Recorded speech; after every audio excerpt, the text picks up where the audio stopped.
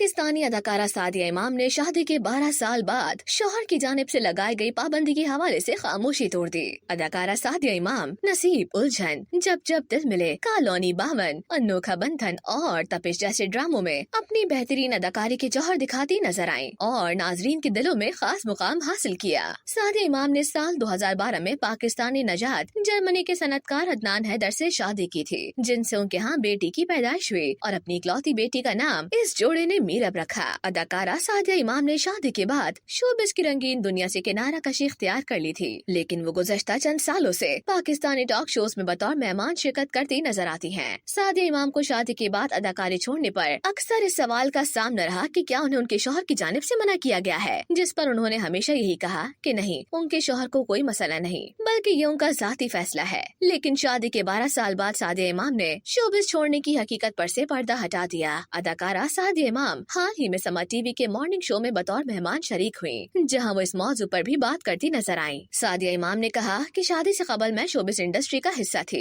लेकिन शादी के बाद मेरे शौहर ने मुझे काम करने से रोक दिया। सादिया इमाम का कहना था कि मुझ में टैलेंट था और शौहर ने मुझे पसंद एक अदाकारा के तौर पर किया था, तो शादी के बाद काम करने से क्यों रोक दिया। अदाकारा ने शौहर के इस फैसले की वजह बताते हुए कहा कि बस शौहर की अना बीच में आ जाती है कि बीवी काम नहीं करेगी, इसलिए मुझे भी अदाकारी की दुनिया को खैराबाद कहना पड़ा। सादिया इमाम ने शौहर की जानिब से लगाई गई पाबंदी का जिक्र करने के बाद कहा कि मुझे उन लड़कियों को देखकर खुशी होती है जो किसी कंपनी को लीड कर रही होती हैं या फिर डॉक्टर इंजीनियर होती हैं, लेकिन शादी के बाद उनको काम करने से रोक देना गलत है।